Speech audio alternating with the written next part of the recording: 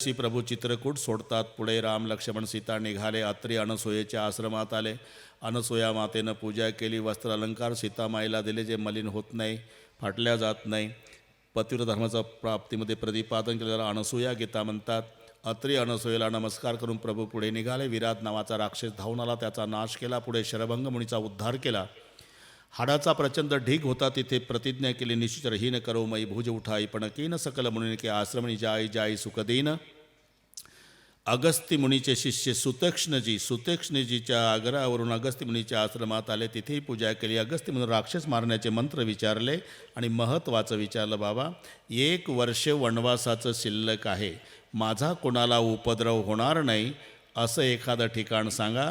तेव्हा अगस्ती महाराज महाराष्ट्रातलं ठिकाण सांगतात. गोदावरी नदीत गोदावरी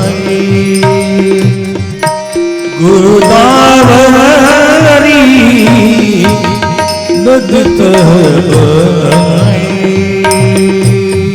गोदावरी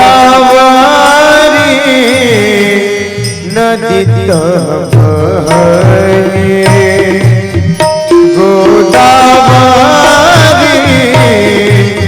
नदीत चारुयुग प्रसिद्ध सोई चारुयुग प्रसिद्ध सोई चारुयुग प्रसिद्ध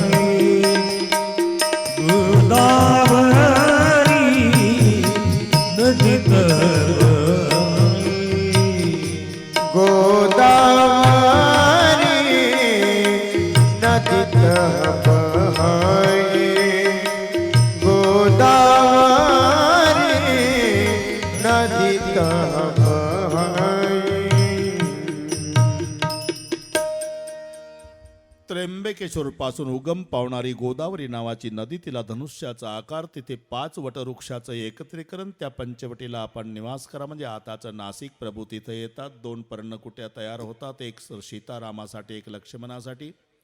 एक दिवस लक्ष्मणजी प्रभूला 5 प्रश्न विचारतात. माया कशाला म्हणतात, ज्ञान कशाला म्हणतात, वैराग्य कशाला म्हणतात, जीव ईश्वरातला फरक कोणता आणि तुमची भक्ती कशी प्राप्त केल्या जाते. त्या 5 प्रश्नाची उत्तरं प्रभूंनी दिली. मय अरुमोर तो रतय माया, मी आणि माझं, तू आणि तुझे याला माया म्हणतात. ज्ञान सब में ब्रह्म देखना, इसी का नाम ज्ञान है. वैराग्य रिद्धि सहित 3 गुणों का त्याग, इसे वैराग्य कहते हैं. जीव ईश्वर में क्या फर्क भैया? अरे माया के अधीन वो जीव, माया जिसके अधीन वो शिव. ये जीव ईश्वर का फर्क है. आपकी भक्ति कैसी पाई जाती? जिससे मैं प्रसन्न होता हूँ, मेरी भक्ति है. आखिरी का सवाल है भैया, क्या तुम्हारी भक्ति मिल गई, उस भक्त को कैसा पहचानना? ही उत्तर प्रभू देतात. मम गुण गावत पुलक शरीरा, गदगद गिरा नयन बनीरा. माझं गुणगान ऐकताना आणि सांगताना ज्याचा कंठ दाटून येतो, सद्गदित होतो, ज्याच्या नेत्राला धारा लागतात आणि ज्याचं अंग रोमांचित होतं ना लक्ष्मणा, समजायचं त्याला माझी भक्ती प्राप्त झाली. लक्ष्मणजीला ज्ञान प्राप्त झालं. एक दिवस लक्ष्मणजी बाणाला धार लावत आपल्या आश्रमापुढे, रामसीता आपल्या आश्रमापुढे. त्याच वेळेला रावणाची विधवा झालेली बहीण शूर्पणखा सौंदर्य संपन्न म्हणजे वेश पालटून सौंदर्य संपन्न होऊन रामचंद्राच्या पुढे येऊन या शब्दात बोलू लागली.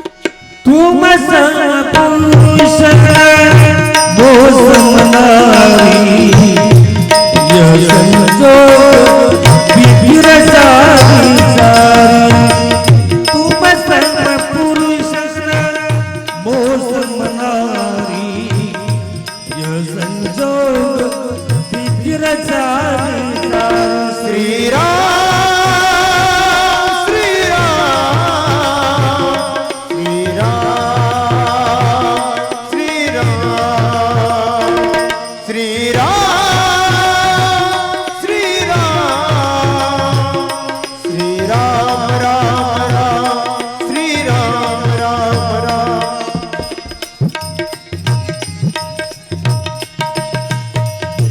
मम अनुरूप पुरुष जगमाही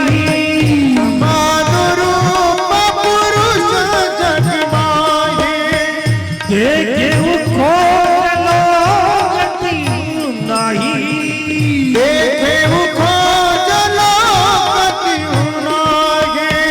तुम सर्व पुरुष बोध मनारी संजोग विधिर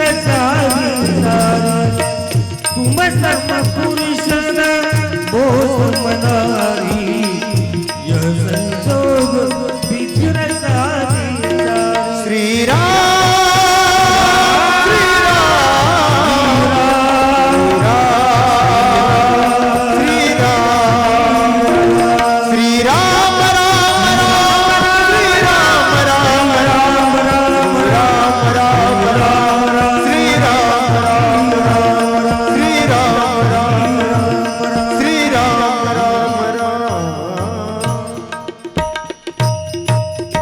तुम सम पुरुष नमो सम नारी या संजोग बिदिराच्या बिचारी आत्तापर्यंत तुमच्यासारखा सुंदर पुरुष मी बघितला नाही. मला खात्री आहे माझ्यासारखी सुंदरी तुम्ही बघितली नसावी.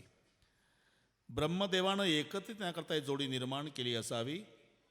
आत्तापर्यंत मला अनुरूप असा योग्य वर न मिळाल्यामुळे मी कुवारी आहे विधवा आणि सांगते कुवारी ताते अबलग राहीव कुवारी.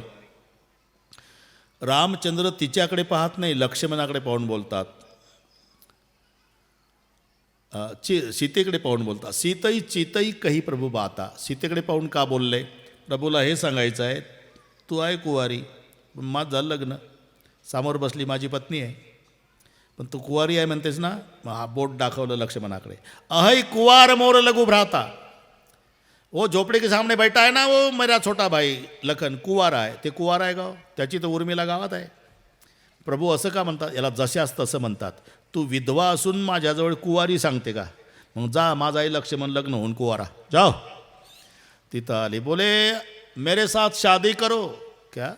लग्न करा. लखन जी ने सोचा 13 साल के वनवास में प्रस्ताव कई बार, लेकिन शादी का प्रस्ताव आज पहली बार. क्या बोलते हैं? शादी करो. पागल हो गई क्या? मेरी पत्नी बनेगी तो मेरी, भैया की, भाभी की, तीनों की सेवा आपको करनी होगी, और भैया की पत्नी बनेगी तो भैया की, भाभी की, तुम्हारे तीनों की सेवा मैं करूँगा. बोलो फायदा किसमें? असा आहे का? हाँ, मग तिकडे जाते. जाओ हकललं रामाकडे. बोले वो नौकर है जी, मैं नौकरानी नहीं स्वामी बनना चाहती हूँ. क्या करते स्वामी का? मैं श्याम वर्ण वाला, कितना सुंदर है मेरा छोटा लखन, गौर वर्ण वाला. नहीं बोलता है ना जी. अरे वो छोटा भाई है, शर्मिंदा है, जरा प्रयास करो, ट्राई अगेन. पुन्हा आले. बोले आप मुझे पसंद है, वो मालिक है लेकिन श्याम है, लेकिन आप गौर वर्ण वाले. क्या करते गौर वर्ण का? लकड़ियाँ काटता हो, निद्रा का त्याग, नारी का त्याग, भोजन का त्याग. क्या सुख मिलेगा? जिंदगी मालकीन बनूगी. जाओ. यानी तिकडे त्यांनी इकडे 4 चक्कर झाल्यावर खऱ्या स्वरूपात प्रगट झाली शूर्पणखा, धावली सीतेवर. तेव्हा लक्ष्मणजीला आवाज दिला प्रभूने, लखन. हा भैया आदेश कापी आहे. आता हे पहा, हिचं नाक न कान काप, हे कोणत्याच रामायणात नाही. पण मग आज्ञाधारी लक्ष्मण नाक कान का कापलं? इशारा केला. इशारा, प्रभूचा इशारा पहा. लखन. पहिलं 1 बोट दाखवलं, मग 4 बोट, आणि मग आडवा हात मारला. लखन. हे बैल बाजारातली भाषा नाही, गाफा शिकारा. हे आपलं राम. 1 का मतलब स्वर्ग होता है, स्वर्ग को नाक कहते. 4 का मतलब वेद, वेद को बोलते श्रुति, और श्रुति का अर्थ होता कान.